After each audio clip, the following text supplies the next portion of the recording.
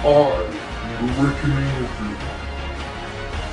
Greetings from the Reckoning Reviewer here. What comes to your mind whenever you think about movies about toys? No, I'm not reviewing that. Sorry. This is Small Soldiers. This movie is pretty much an evil Toy Story in live action. How does it hold up? Well, I liked it a lot as a kid, so how is this film to my standards as an adult? This is... Only one reviewer I know has network crashes like that in their reviews. That's for crashing my review of Equilibrium, so I had to review Transformers with you. Mischief. I knew it. Okay, so your revenge has been made. So what are we going to be reviewing today? Small Soldiers. Small Soldiers is a 1998 action film with... Hang on. That's the movie I'm reviewing. You've already planned on it? Perfect timing then. I'm not really sure. We did just have a collaboration earlier, plus another one in the future, so... Please, I really want to review this movie and you're the only one I trust to do it with.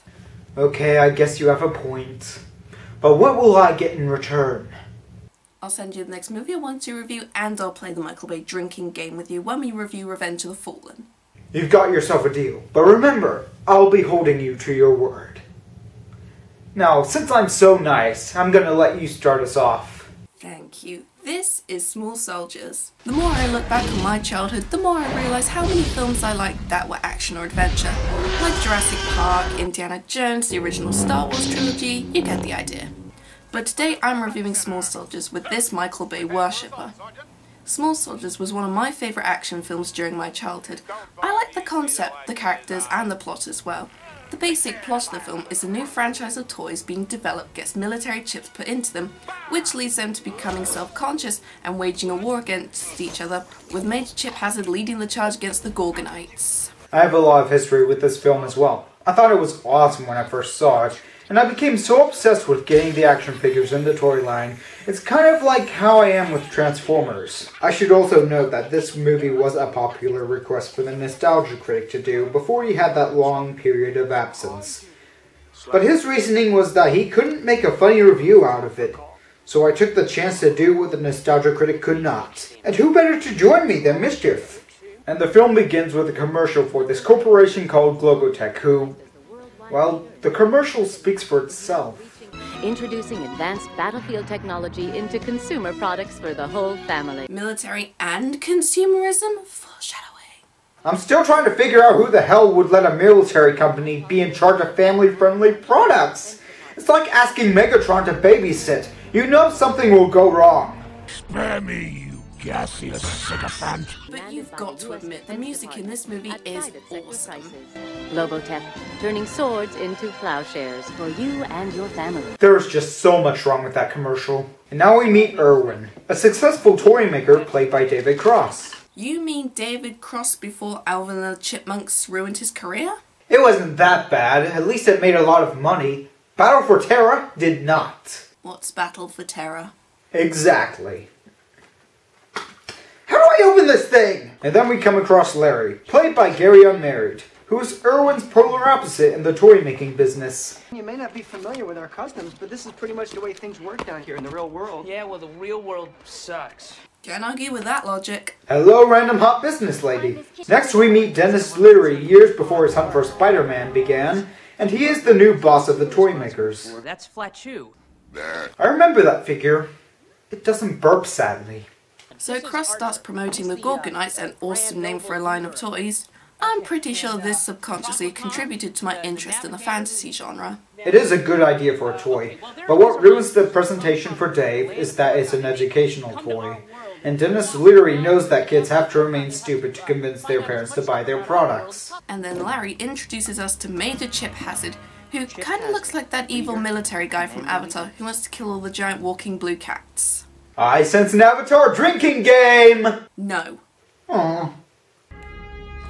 Chip Hazard puts Action Man to shame, and that was a pretty cool action toy franchise. I'm sick of shampoo commercials that try to convince women they can look like Claudia Schiffer after one cycle of rinse and repeat. Now, there's a hardcore name for a toy. I know, it sounds like a gigolo's name. Not in that sense, you pervert. The Commando Elite. Anything else is just a toy. Everything else is just a toy. Okay, that makes G.I. Joe and Action Man look like pussies compared to Chip Hazard. You're lucky I'm not The Rock. No, we're not doing that. So Gil gives them 3 months to create the Commando Elite and Gorgonites.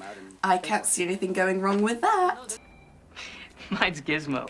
Oh, and I forgot to mention, this was done by the director of Gremlins. So Larry uses Irwin's password to order microprocessor chips and comes across the X1000, and the toys are put into production, and they start showing the casting credits.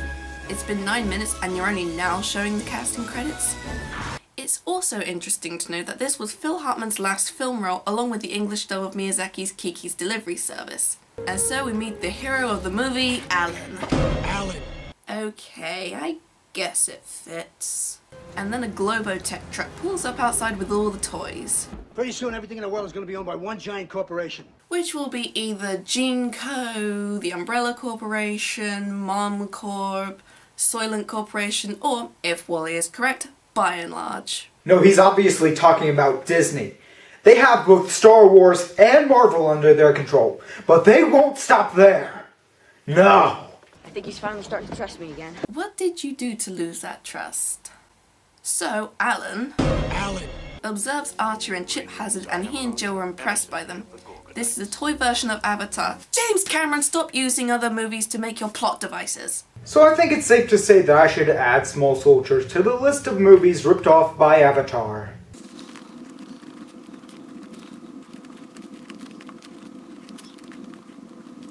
What kind of film is Furry World Extreme? You would have to be a furry to understand.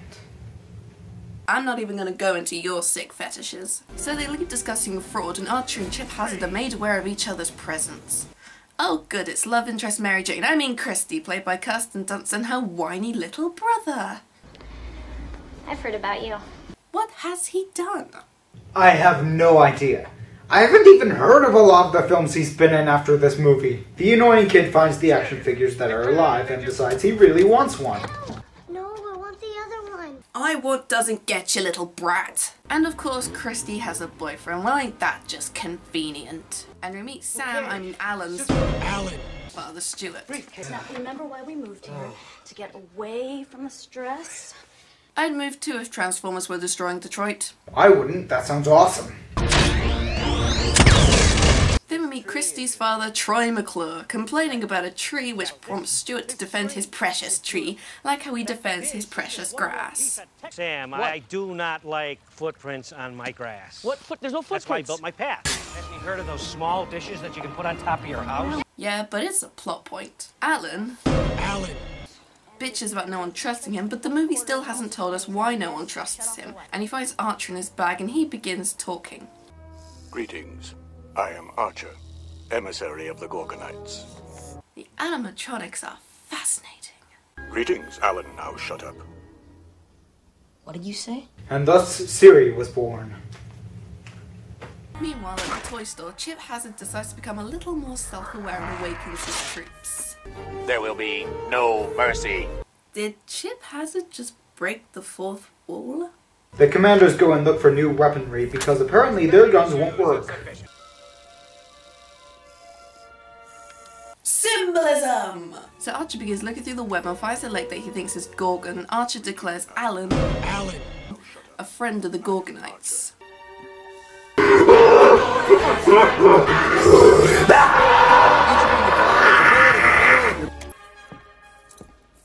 What is this, American propaganda? You don't see me giving speeches with the Union Jack in the background. But you would see me give big speeches in front of the Autobot symbol. So Chip Hazard orders the elite to seek out the Gorgonites in the shop and destroy them, but it's too violent to be shown. The next morning, Alan finds the shop wrecked by the elite. They're toys. How much damage can a toy that is 12 inches high do? What really surprises me is that there was only one Gorgonite casualty in all of the chaos. The Commando Elite have destroyed Troglacon. We will kill them all. Mary Jane comes over to the destroyed shop and finds the toys are gone, and immediately thinks Alan is pulling some scam. I did one thing wrong, that's it. And I'm branded for life. So it is true. I heard your parents had to move here because you got kicked out of 10 different schools. I did not. It was 2. Only 2. but you look like such a loser. What did you do to get kicked out of 2 schools? So Alan and Christy clean up the shop and they bond over common interest, and Christy asks why he got kicked out of 2 schools. I did some graffiti, flooded the faculty bathroom, stuff like that. You got kicked out for pulling pranks? Bart Simpson's a bigger terror than you, and he's still in the 4th grade and has been for the past 25 years. Stuart arrives and lectures Alan over a broken mast on the boat. Dude, come on, it's a boat. And Christy's boyfriend shows up. How long before he's never seen again? He's a love interest's current boyfriend, so they're gonna, like, get rid of him before the 3rd act.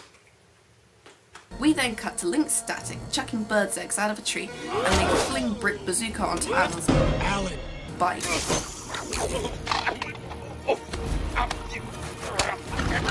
Why is it no one's noticing the sentient toy on his bike wheel? The dog seems to take notice. Watch it! I'll have your dog tag! Rick loses his legs in the process, and the elite fix him up, and Chip Hazard notices a house, possibly Alan's. Alan? Okay, stop now. Fine. But for the record, that was the only good scene in Jurassic Park 3. Not even the great Mike J would overuse a joke to the point of annoyance. Alan calls up the company, and no one believes him about the Commando elite destroying the store. Meanwhile, at a conference, Larry is promoting the toys and Owen arrives trying to get his attention and tells him about the voicemail Alan left. Owen is of course worried about the voicemail about the elite, and Larry's O alerts Owen about the chips, to which Owen finds out Larry purchased munition chips designed for the military.